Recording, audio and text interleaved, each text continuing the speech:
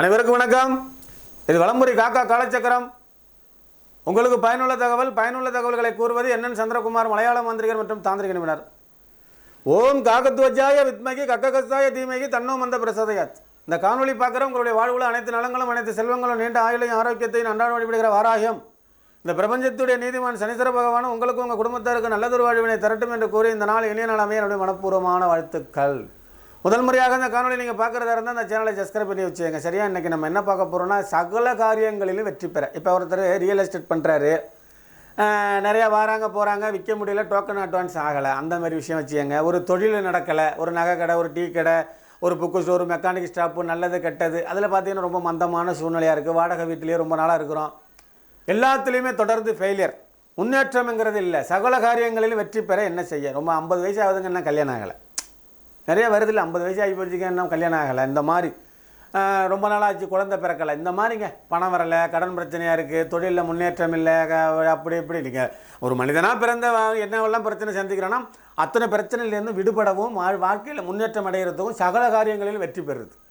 எப்படி மொத்தத்துக்கு அப்படி வச்சுக்குமே, சகல காரியங்களிலும் வெற்றி. இதுக்கு என்ன செய்யணும்? வெள்ளை குண்டுமணின்னு ஒரு இருக்குது. இப்போ பெரும்பாலும் எல்லாருக்கும் கருப்பு சிவப்பு குண்டுமணி தான் தெரியும். நீலம் இருக்குது, பச்சை இருக்குது, மஞ்சள் இருக்குது, ஊதா இருக்குது, இப்படி நிறைய 12 ராசிகளுக்கும் 12 வகையான குண்டுமணி இருக்குது. இந்த 12 வகையான குண்டுமணிலையும் அதிசக்தி வாய்ந்தது வெள்ளை குண்டுமணி. எப்படி? வெள்ளை குண்டுமணி. அந்த குண்டுமணியை நீங்கள் நரிகுறவர்கள்கிட்ட கேட்டிங்கன்னா கொடுப்பாங்க. அதை வாங்கிக்கிட்டு வந்து நீங்கள் ஒரு பூத்தொட்டியில் மண்ணை போட்டு பரப்பி சாணியெல்லாம் போட்டு பிசைஞ்சு தண்ணி தொளித்து பதப்படுத்தி ஒரு 10 வெள்ளை குண்டுமணி போட்டிங்கன்னா அதில் 1 2 முளைக்கும். அந்த முளைச்ச செடியை நீங்கள் என்ன பண்ணணும்?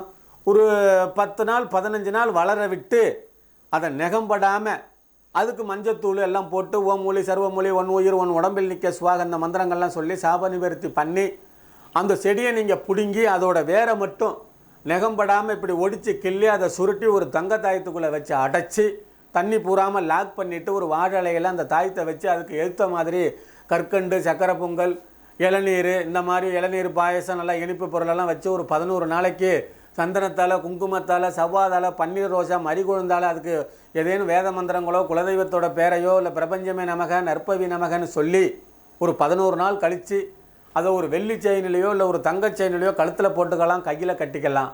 சகல காரியங்களிலும் வெற்றி. எந்த காரியத்தை எடுத்தாலும் வெற்றிங்க. அரசியல், சினிமா, சோதிடம், மாந்திரிகம், ஒரு மெக்கானிக் ஜாப், ஒரு டீ கடை, ஒரு தொழில் கடை, ஒரு ஜவுளி கடை, ஒரு நகை கடை, எல்லாத்துலேயும் தொழில் உச்சம் முன்னேற்றம். ரொம்ப டாப்பில் இருக்கலாம். நோய்வாய்கள் அதிகம் எண்டாது, எதிரி தொந்தரவு இருக்காது, பணம் சரளமாக புழங்கும். மகாலட்சுமி, குபேரர், இப்படி ஒரு சக்தியை அது கொடுக்கும். சரியா? தயார் செஞ்சு போட்டுக்கங்க. இல்லை சாமி இதுக்கெல்லாம் எனக்கு நேரம் இல்லை, நான் என்ன செய்ய, எப்போ என்கிட்ட வாங்கிக்கங்க. சரியா? அந்த கீழே கொடுக்கப்பட்டிருக்கிற என்னுடைய ஃபோன் நம்பருக்கு வாட்ஸ்அப் நம்பருக்கு வாட்ஸ்அப் பண்ணுங்கள், ஃபோன் பண்ணுங்கள், நீங்கள் வாங்கிக்கலாம். தூரமாக இருக்கிறேன், வர முடியாது, பணம் போடுங்க, கொரியர் வரும். சரியா? ஓகே. மீண்டும் ஒரு நல்ல தகவலோடு அடுத்த காணொலியில் உங்களை சந்திக்கும் வரை உங்களிடமிருந்து தற்காலிகமாக விடைபெறுவது உங்கள் அன்பு என்என் சந்திரகுமார், மலையாள மாந்திரிகர் மற்றும் தாந்திரிக நிபுணர். நன்றி, வணக்கம், வாழ்க வளமுடன்.